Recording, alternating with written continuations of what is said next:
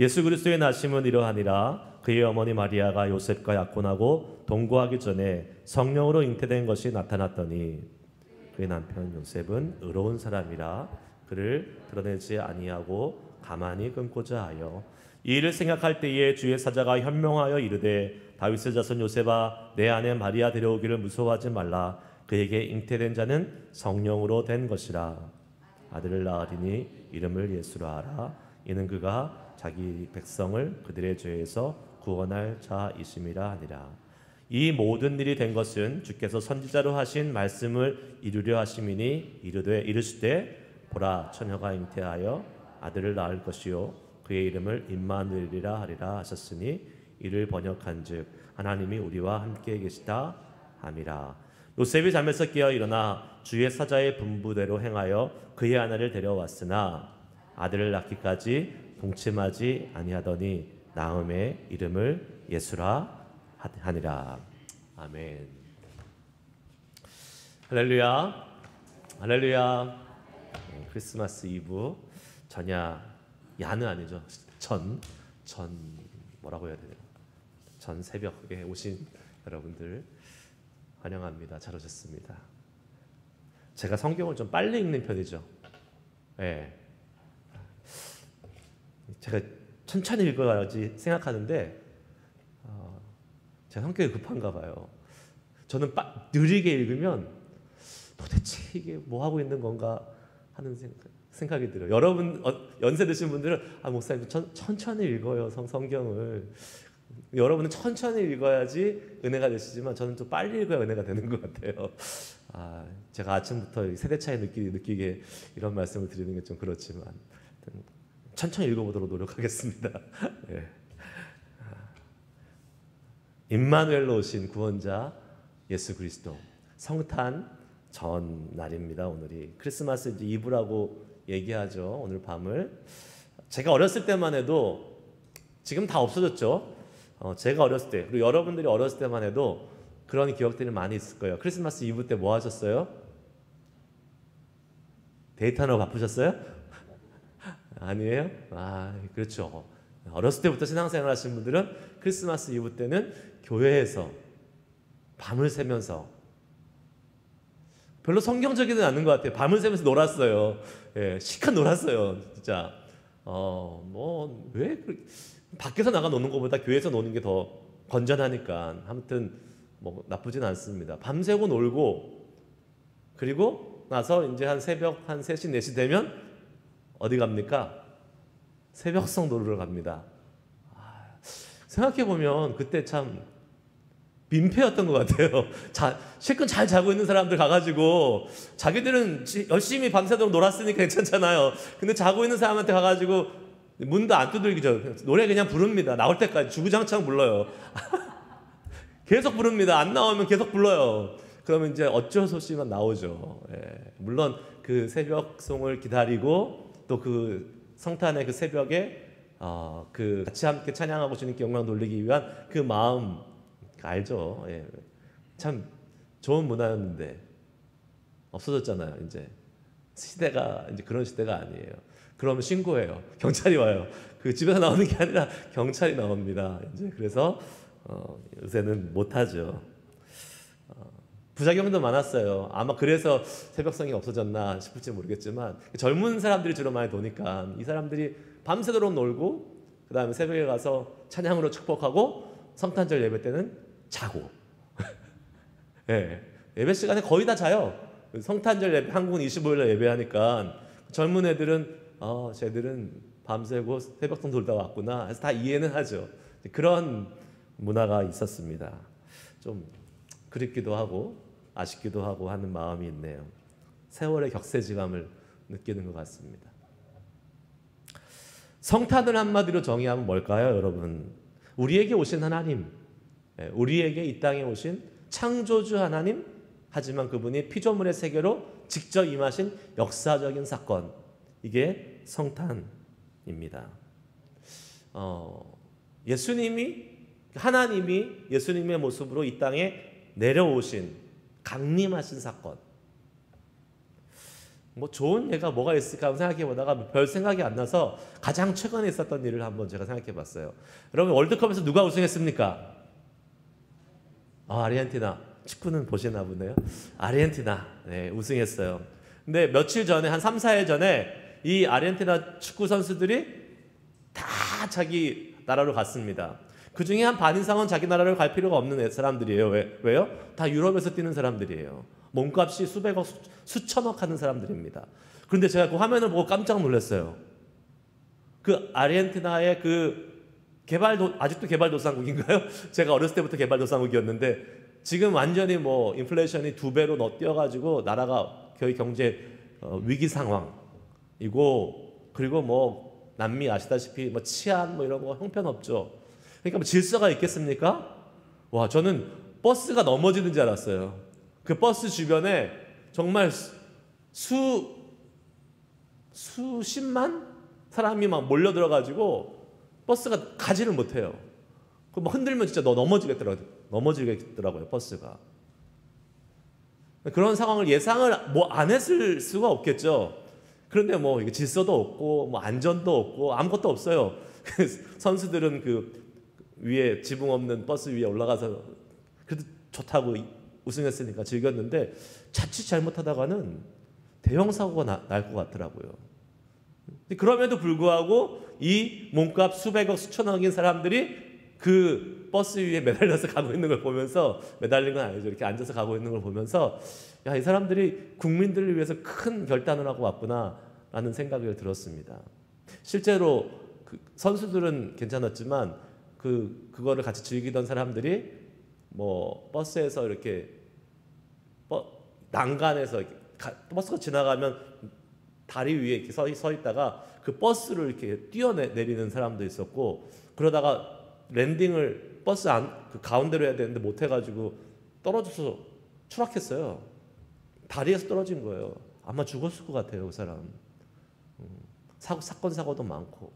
그러한 상황 속에서 이 선수들이 거기를 갔다는 게 저는 참 대단하다고 생각을 합니다. 결국은 버스가 못 가고 어떻게 했다고 그래요? 헬리콥터 타고 이동했다고 하잖아요.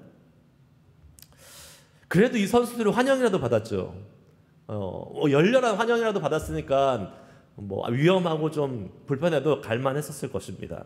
하지만 예수님은 환영은커녕 오히려 너무 그 한적하고 외딴 그 베들레헴이라는 곳에 마구간의 마을 구유에 태어나셨습니다. 베들레헴, 여러분 베들레헴이라는 곳이 어떤 곳인지 아십니까? 지금 이제 이스라엘 성지순례 제가 가니까 이제 종종 얘기를 말씀드려야죠. 안 가시는 분들 좀 배 아프시라고. 베들레헴을 가면 이번에 이제 성지순례 벌써 이제 계획을 하고 있는데, 그 분이 코디네이트 해주시는 분이 목사님 그 베들레헴으로 가면 조금 단가를 낮출 수가 있어요. 예루살렘에서 자면 비싸고 베들레헴에서 자면 좀 싸다는 거예요. 그만큼 지금도 베들레헴은 외딴 곳입니다. 지방이에요. 그리고 메인이 예루살렘이고 베들레헴은 어떻게 보면 지금 뭐 별로 그렇게 예수님 태어났기 때문에 거기 가끔 이제 성지순례하는 사람들이 이렇게 지나가는 곳이지 아무런 매력이 없는 곳이에요, 거기는. 근데 그때 2000년 전에 예수님이 베들레헴으로 오셨습니다. 그때도 뭐 마찬가지 시골이었죠. 베들레헴 너 작은 성화 이렇게 얘기하잖아요. 작은 성화, 되게 조그만 동네 시골. 거기에 예수님이 오신 겁니다. 말이 안 되죠. 왕으로 오신 예수님인데 예루살렘으로 오셔야지, 성전으로 오시든가 왕궁으로 오시든가 해야 되는데 예루살렘이 아닌 정말 베들레헴 작은 그 빌리지 같은 그러한 곳에, 그것도 제대로 된 곳으로 오신 곳이 아니라 헛간 같은 그 곳에 말구유에 오신 예수님. 그것으로 끝났습니까? 태어나자마자 죽음의 위기를 맞았어요. 태어나자마자 헤롯이 다 죽이라 그랬어요, 애들. 그래서 피신을 갑니다. 그게 예수님이 이 땅에 오신 첫 모습인 것입니다. 그럼에도 불구하고 오셨어요. 예수님은 모르셨겠죠. 애기였으니까. 하나님은 다 아셨겠죠. 그러한 일이 벌어질 거라는 걸 다 아셨겠죠. 그럼에도 예수님의 몸으로 이 땅에 오신 것입니다. 왜요? 임마누엘, 우리와 함께 하시기 위해서. 임마누엘, 하나님이 우리와 함께 하시다. 그것을 이루시기 위해서, 아니 뭐 예전부터 하나님은 구약시대부터 함께 하셨죠. 그런데 진짜 실제로 피지컬리 함께 하시기 위해서, 그러한 모든 불편함과 어려운 상황을 감수하시면서 이 땅에 오신 분이 바로 예수님, 우리 하나님이십니다. 제가 신학교 시절 때 이런 말이 있었어요. 이런 터미널로지, 이런 그 단어, being theology. being 뭐예요? 존재, 함께하다. 함께하는 신학. 목회하는 거 별거 없어요. 같이 있어주면 되는 거예요. 여러분, 신학생들한테 뭐 대단한 거 하려고 하지 마세요. 같이 성도들과 있어주면 됩니다. being theology. 함께 있어주는 것처럼 고맙고 소중한 것이 없죠. 여러분, 특별히 우리가 어려울 때 정말 내 옆에서 끝까지 자리를 지켜주는 그 사람이 제일 소중한 거 아니겠습니까? 그 사람이 제일 고마운 거죠. 지금은 없어졌지만 한국의 장례 문화 중에서 밤새는 장례 문화가 이제 계속 있었잖아요. 그래가지고 문상객을 계속 밤새도록 맞는데, 그 사실 상주 입장에서는 밤에 사실 뭐 밤에 얼마나 새벽에 얼마나 사람들이 오겠어요. 그런데도 그 죽음의 빈소를 그 고인과 함께 빈소를 지키고 있어야 될 그 마음이 얼마나 그 허전하고 헛헛하고 그러겠어요. 그때 누가 있어줍니까? 가장 친한 친구들이 있어주는 거예요. 물론 거기 관심이 없고 고스톱치고 술 먹고 있지만 다 있어주는 거 아니겠어요? 있어주는 게 그게 위로니까. 누가 있어줍니까? 그냥 적당히 친한 사람들은 안 있어주잖아요. 진짜 친한 친구들이 있어줘요. 진짜 가까운 사람들이 자기의 일상과 자기의 생업을 다 제껴놓고 거기에서 이틀, 3일, 밤을 새주는 겁니다. 그게 뭐예요? 같이 있어주는 거. 같이 있어주는 거. 뭐 특별한 거 안 합니다. 말씀드렸듯이 뭐 다른 거 하잖아요. 뭐 자기들끼리 놀고 얘기하고. 그래도 같이 있어주는 게 힘이 되는 거죠. 함께 있다는 것은 그만큼 그 사람이 내게 소중하다는 거예요. 나한테 의미 있다는 것입니다. 특별히 어려움을 겪는 사람들한테, 고난과 환난 가운데 있는 사람들한테 뭐 무슨 말이 필요하겠어요? 무슨 말로 우리가 가서 위로할 수 있겠어요? 그 말이 들리지도 않을 텐데 그냥 같이 있어주는 거죠. 그것보다 위대한 것은 없습니다. 그게 최고입니다. 그래서 어려운 사람들이 있을 때 여러분 같이 가서 같이 있어주세요. 옆에 가서 이렇게 손 꼭 잡아주시고 그냥 같이 있어주시면 돼요. 무슨 말 해야 될지 모르겠어. 힘든데 무슨 말 해야 하지? 말할 필요 없다니까요. 괜히 말했다가 오히려 더 안 좋아요. 그냥 가서 손 딱 잡아주고 같이 그냥 있는 거예요. 그러면 되는 거죠. 우리와 함께 하시기 위해서 하나님이 직접 인간의 몸으로 오셨습니다. 같이 있어주기 위해서. 그리고 예수님은 이 땅에 3년 정도 같이 함께 우리와 직접 사시고 직접 계셨습니다. 특별히 예수님은 누구랑 같이 많이 계셨어요? 소외된 사람들, 병자와 죄인들과 또 사회로부터 멸시받고 marginalized 된 구석에 가 있는 사람들한테 가서 예수님은 더 많은 시간을 보내주셨습니다. 여자들, 어린아이들, 문둥병자들, 이렇게 사회적으로 대접받지 못하는 약자들에게 예수님은 가셔서 그들과 함께 시간을 많이 보내셨어요. 물론 그렇다고 부자들을 오지 말라고 거부한 것은 아닙니다. 부자들도 왔죠.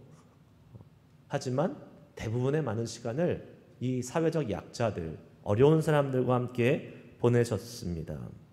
그러고 보면요, 여러분, 우리가 그런 것을 보면 우리가 죄인이었을 때에 죄 가운데 있고, 또 우리가 병들어 있고 질병 가운데 있고, 우리가 누군가의 도움 없이 살 수 없는 그러한 되게 약한 모습에 있을 때 오히려 우리가 은혜인 거예요.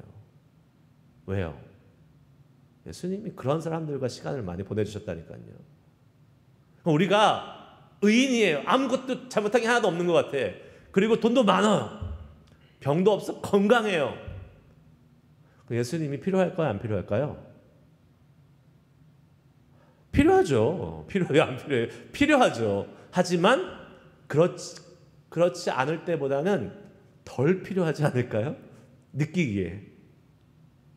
데스퍼레이트하지 않게 예수님을 찾지 않겠죠.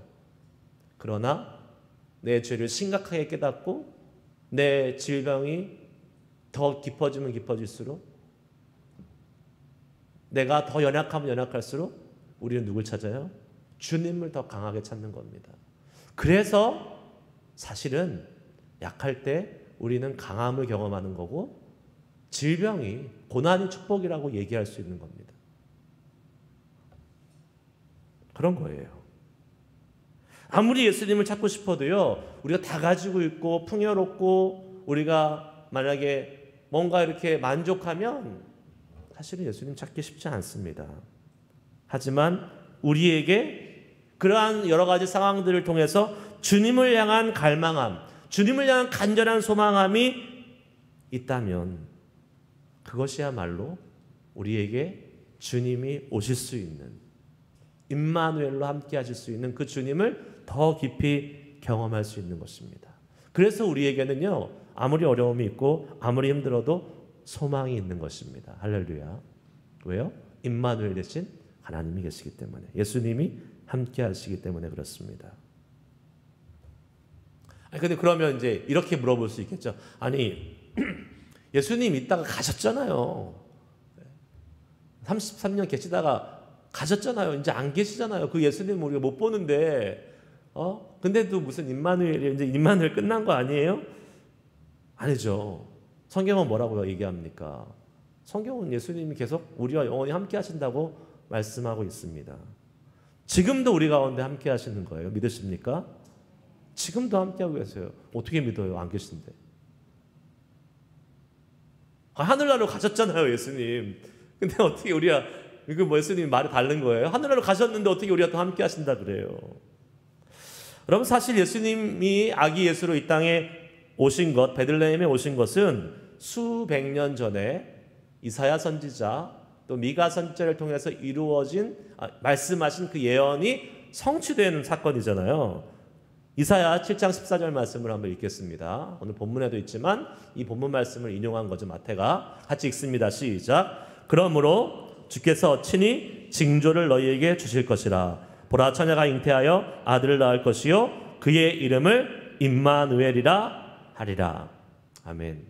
분명히 이사야 선지자 주전 8세기에 740년대부터 600년대 후반까지 살았던 이 이사야 선지자, 그러니까 약 700년 전에 예언했던 말씀이 이루어진 거잖아요.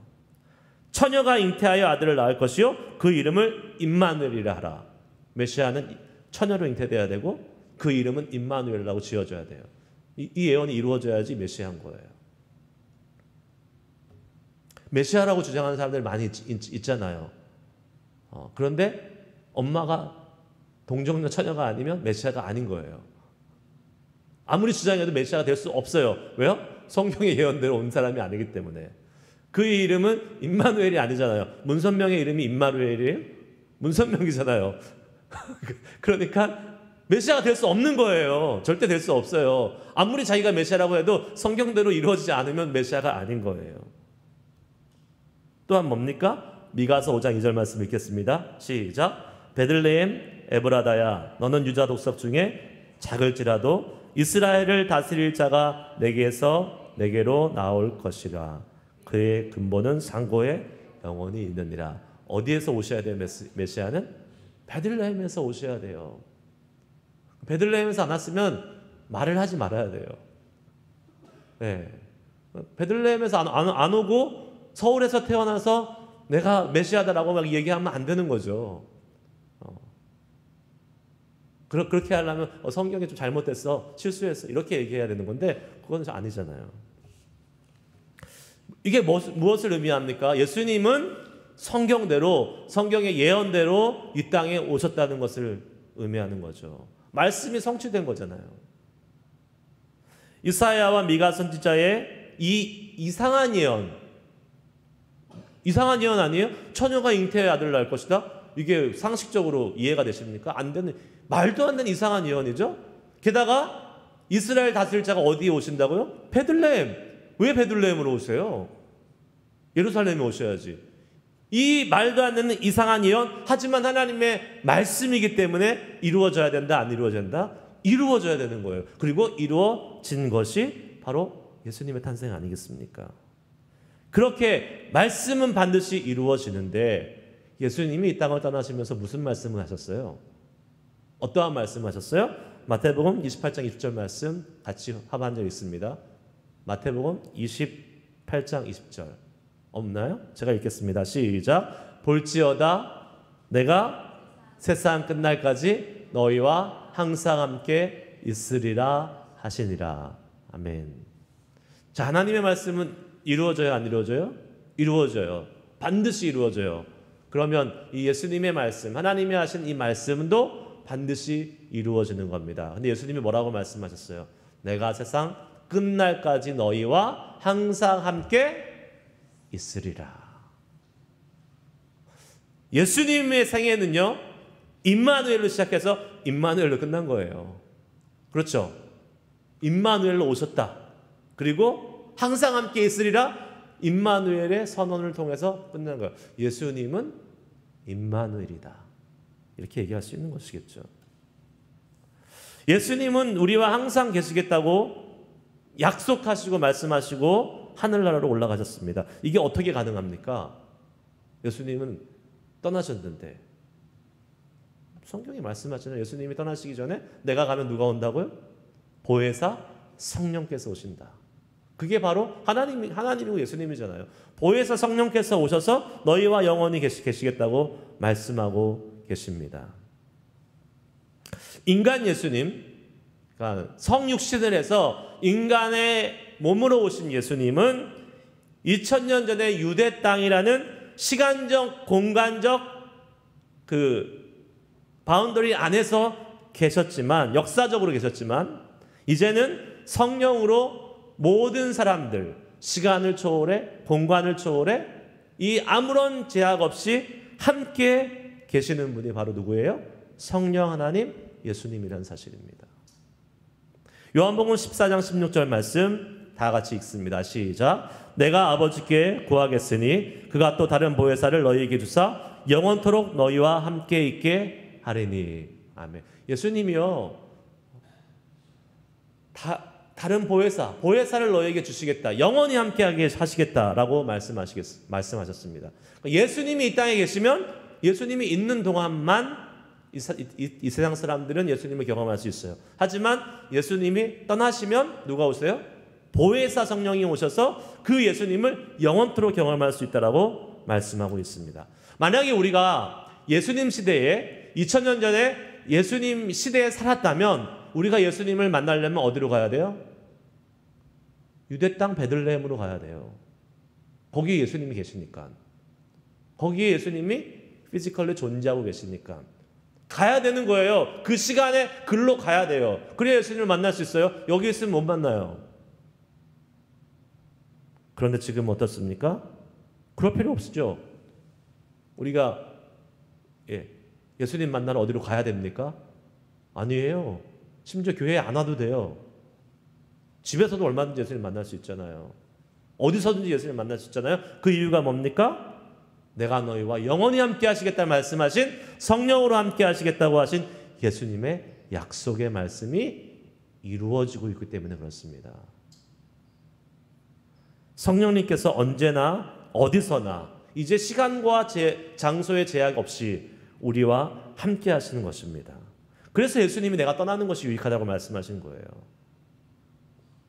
이것이 우리가 누리는 복입니다. 할렐루야. 언제나 경험할 수 있는 것. 하나님이 함께 하시는 임마누엘의 복. 그것이 시간을 초월해서, 공간을 초월해서 예수님을 믿고 사는 모든 하나님의 자녀가 누리게 되는 놀라운 은혜가 된 줄을 믿으시기를 주의 이름으로 축복합니다. 그런 우리들이 해야 될 게 있어요. 뭘 해야 되겠어요? 먼저 그 은혜에 감사해야겠죠. 하나님, 임마누엘 대신 예수님을 보내주셨고 그 임마누엘 대신 예수님이 영원히 함께 하시겠다고 약속해 주심으로 성령을 우리에게 보내주셔서 우리에게 이 땅에 오신 임마누엘의 예수님을 늘 감사하고 또 특별히 이 땅에 그 길을 여시기 위해서 오신 예수님의 탄생에 대해서 예수님의 탄생이 너무나 귀하고 값지고 감사하고 주님이 안 오셨으면 내가 이 임마누엘을 어떻게 경험할 수 있어? 라는 이 예수님의 탄생을 정말 감사해야 돼요. 그리고 정말 경축해야 돼요. 경축해야 돼요. 예수님의 탄생이죠. 가끔 이렇게 여러분들 이렇게 손주들이나 자식들 태어났을 때 우리 손주가 탄생했어요 이렇게 보내시는데 이렇게 탄생 아직 좀 기다려봐야 돼요. 탄생이란 말을 붙일지 말지는 그냥 출산, 네. 태어남 이렇게 이게 맞죠. 하여튼 예수님은 탄생이에요. 경축해야 될 일이죠. 함께 높이고 찬양해야 될 일입니다. 우리가 그 주님의 탄생이 정말 헛되지 않도록 우리가 예수님이 우리와 함께 하신다, 임마누엘로 하나님 우리와 함께 하신다라는 이 사실을 더욱더 굳건히 믿고 신뢰하는 믿음의 사람으로 살아가야 될 것입니다. 내 믿음이 흔들려. 나 임마누엘 함께 하시는 하나님의 믿음이 흔들려? 그러면요 예수님이 이 땅에 오신 그것이 의미가 없어지는 거예요. 임마누엘 되신 하나님을 보여주시고 알려주시기 위해서 이 땅에 오셨는데 그 예수님을 믿는 우리들이 하나님이 함께 하시고 계신다는 사실이 흔들린다? 그러면 그 예수님의 이 땅에 오신 그 탄생의 사건을 어떻게 보면 의미 없게 만드는 것일 수도 있습니다. 친구와 가족이 함께 있어도 든든하고 힘이 되는 것처럼 우리에게 우주 만물을 창조하시고 통치하시고 다스리시는 주권자 되시는 하나님이 이 땅에 오셔서 우리와 함께하고 계신다는 사실을 알 때 우리의 믿음은 더 격려가 되고 더 강해지고 흔들림이 없어져야 될 줄 믿습니다. 이거 한 가지만 갖고 있어도요 사실 우리는 흔들릴 일이 없어요. 하나님 우리와 함께 하신다? 임마누엘 신앙 하나만 갖고 있어도요 우리는요 절대로 흔들릴 필요가 없습니다. 하나님이 함께 하시는데 뭐가 무섭고 뭐가 두렵고 뭐가 걱정이 돼요. 하나님이 함께 하시는데 그 임마누엘 신앙이 우리 가운데 있어야 될 거예요. 염려하지 마십시오. 두려워하지 마십시오. 오히려 담대하고 소망 가운데 씩씩하게 이 땅을 살아갈 수 있기를 주의 이름으로 축복합니다. 네. 믿음의 사람은 좀 그래야 돼요. 임마누엘 하나님 계신데 쭈뼛쭈뼛하지 말고 소심하지 말고 정말 하나님 앞에서 담대하게 임마누엘 하나님을 외치고 증거할 수 있어야 돼요. 여러분들이 전도를 할 때 막 쭈뼛쭈뼛해요.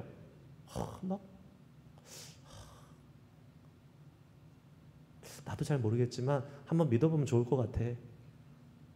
믿고 싶겠어요? 절대 안 믿죠. 그러면 정말 여러분 약장수한테 왜 속습니까? 확신에 차서 얘기하잖아요. 이 약 먹으면 낫을 것 같다는 그 확신. 약장수의 말도 통하는데 여러분 살아있는 복음의 이 진리와 능력을 얘기할 때에 전할 때에 우리에게는 그런 확신이 있어야 돼요. 임마누엘 되신 하나님 나에게도 함께 하시지만 너도 예수 믿으면 너도 함께 하실 거야. 너의 삶에 하나님이 함께 하신 놀라운 기적을 경험해라. 그러니까 전도할 때 복음을 전할 때 두 가지 방법이 다 필요한 것 같아요. 하나는 우리가 정말 애쓰고 정말 막 간절히 매달리고 사정하는 것도 필요한데 한편으로는 되게 당당함도 필요해요. 진짜 당당함. 담대함. 제가 자주 말씀드렸잖아요. 안 믿어? 네 손해야. 안 믿으면 네 손해야. 믿어야 돼. 그리고 뭐 그렇게 그리스도인의 그 담대함, 당당함, 저는 그게 좀 많았으면 좋겠어요. 너무 막 이렇게 위축되거나 너무 막 이렇게 저자세로 이렇게 갈 필요는 없습니다.